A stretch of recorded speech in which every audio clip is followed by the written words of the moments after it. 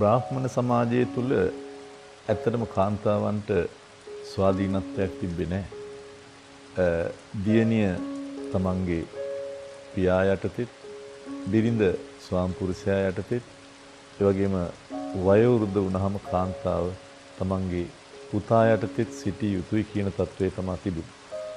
ඒකෙදි ඇත්තටම නිතරම කාන්තාව කියන කෙනා තව කෙනෙක් මත පරායත්වව තමයි සිටි. හැබැයි මේ தત્ත්වය සම්පූර්ණයෙන් වෙනස් වුණා බෞද්ධ සංස්කෘතියත් එක්ක. මම හිතනවා බුදුරජාණන් වහන්සේ කාන්තාවන්ට පැවිදි වෙන්න ඉඩ දුන්නා. ඒ වගේම භික්ෂු වගේම භික්ෂුණීන්ට අවස්ථාව සැලසුවා. ඒ වගේම මේ විවිධ ආකාරයේ සම තත්වයක් පිරිමි හා කාන්තාවන්ට ලබා දීමක් කරා. ඒ විතරක් නෙමෙයි, දෙවෙනි බුදුන් ලෙස මව සලකලා ඒ කාන්තාවට දෙන්න පුළුවන් උපරිම ගෞරවය සම තත්වය ඒ වෙනකොට ලබා දුන්නා. ඉතින් මේ ඇත්තටම පෙරදිග සංස්කෘතිය තුල මම හිතන්නේ කාන්තාවට එහෙම ලොකු අසමානතාවයක් ඒ කාලේ දැක්ක කියලා. මා දන්න විදිහට මගේ පොඩි කාලේ ඉඳලා ගත්තොත් දැන් අපේ අම්මා කුඹුරේ ගොයනුත් කපනවා. ඊට පස්සේ වී ගෙනල්ලා ගෙදර වීත් කොටනවා. වී තම්බලා වේලුවාට පස්සේ බිම දාලා මේ වී ටික හාල් කරනවා. වංගෙඩියට දාලා හාල් ටික පිටි කරනවා. ඉන්දියාප්ප තම්බනවා. හවසට ගිහිල්ලා කුරක්කන් කපනවා. ඒ විතරක් නෙමෙයි.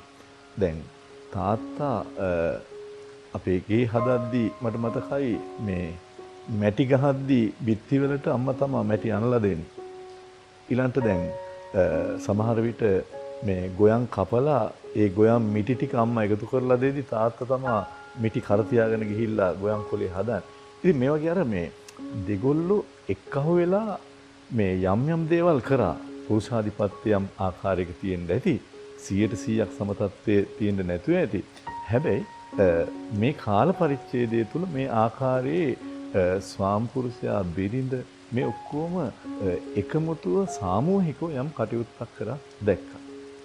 ඉතින් මම හිතනවා මේ ලංකාව එනතන් ශ්‍රී ලංකාව කියන රට තුලත් මම හිතනවා අපි හැමෝම දන්නවා ලෝකේ පළවෙනි අගමැතිනිය බිහි වුණේ ලංකාවේ. වර්තමානයේ අපි මේ කතා කරන වෙලාවෙත් ලංකාවේ අගමැතිනිය කාන්තාව. ඉතින් ඒ විතරක්ම නෙමෙයි. අද ඇත්තටම ලංකාවේ සාක්ෂරතාව ගත්තත් බොහොම ඉහළ සාක්ෂරතාවක් තියෙනවා. උසස් අධ්‍යාපනයේට මේ ඇතුල් වෙන පිරිස ගත්තොත් විශාල ප්‍රමාණයක් කාන්තාව. ඒ වගේම පශ්චාත් උපාධි පැත්තෙන් ගත්තත් විශාල ප්‍රමාණයක් කාන්තාව තමයි ඒවා නියෝජනය කරලා තියෙන්නේ. ඊළඟට දැන් අපේ පන්ති කාමරයක් ඇතුළේ වැඩිපුර ඉන්නේ දූවරු. ඒ වගේම විශ්වවිද්‍යාලයේ දේශන ශාලාවක් වල වැඩිපුර ඉන්නේ ගැහැණු දරුවෝ. ඒ විතරක් නෙමෙයි, සමහරට අද විශ්වවිද්‍යාල වැඩිම කතිකාචාර්යනී පිරිසක් ඉන්නේ කාන්තාව.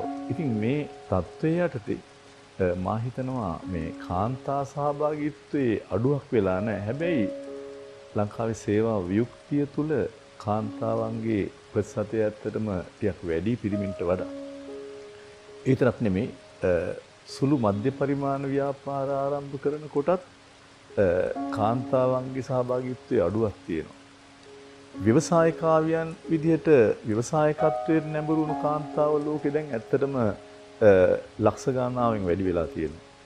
ඉතින් මේ தત્ත්වයේ මත ශ්‍රී ලංකාව වගේ රටක ඇත්තටම තවදුරටත් මේ තමන්ගේ ව්‍යාපාර කෙරෙහි අවධානය යොමු කරන ප්‍රධානියා තමාය කියලා උඩට මට්ටමට ගන්න පුළුවන් කාන්තාව තව බිහි විය යුතුයි.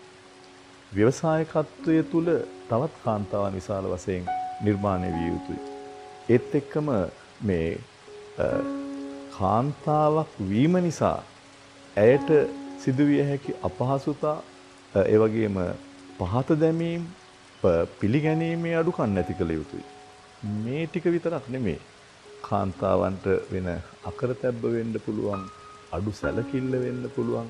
ඉතින් මේවා හැම එකක්ම උඩට ගන්න නම් මේවට මේ සංකල්ප බිහි කරලා හෝ අලුත් වචන දාලා කටයුතු කරනවට වඩා හොඳයි රටක නීතිය සාමය යහපත්ව ආරක්ෂා කරන එක. ඔබ දන්නවා සිංගප්පූරුවේ ඕනි රාත්‍රී කාලයක කාන්තාවකට ගැහණු දරුවෙක් යන්න පුළුවන්. ලංකාවේ ඉතිහාසයක් තිබ්බා. පේදුරු තුඩුවේ ඉඳලා දෙවුන්දර තුඩුව දක්වා කාන්තාවකට රන්නාභරණ පළඳගෙන ඕන ඇඳුමක් ඇඳගෙන යන්න පුළුවන්කම තිබ්බා. ඒ රජුගේ පාලනයක් තිබ්බා. ඉතින් හරි නීතියක් සාමයක් රකින්නවා නම් ඒත් එක්කම ස්වයං විනය කියන එක අපි ළඟ තියෙනවා නම් ඒකම අපි ළඟ සදාචාරය තියෙනවා නම් මම හිතනවා කාන්තාවන්ට වෙන ඒ සමහර අවස්ථාවලදී අපහසුකම් අකරතැබ්බ මේවා පවා අපට අඩු කර ගැනීම හැකියාවක් තියෙනවා. ඒක අපේ හැදියාව මත සංස්කෘතිය මත තියෙන්න ඕනේ දේවල්. ඉතින් ඒ නිසා හැම වෙලාවකදීම අපි මේ කාන්තාව කියන එක වෙනම විදිහකට බලන්නේ නැතුව මේ මගේ අම්මා, මේ මගේ නංගි, මේ මගේ අක්කා මේ සියල්ල අපි එකසේ සලකලා කටයුතු කරනවා නම් මම හිතනවා ඒකේ කිසිදු ගැටලුවක් වෙන්නේ නැහැ. ඉතින් කාන්තා දිනය වෙනුවෙන් ගුරුවරයෙක් විදිහටත් ව්‍යවසායකයෙක් විදිහටත් මා මේ රටේ ඉන්න හැකියාවන් තියෙන දක්ෂතා තියෙන ඒ වගේම උගත් මේ කාන්තාවන්ට මේ රටේ සංවර්ධනයට මේ රටේ සේවා නියුක්තියට මේ රටේ තිරසාර සංවර්ධනයට දායක වෙන්න අවශ්‍ය සියලු ශක්තිය ධෛර්යය ලැබේවා කියලා ප්‍රාර්ථනා කරනවා.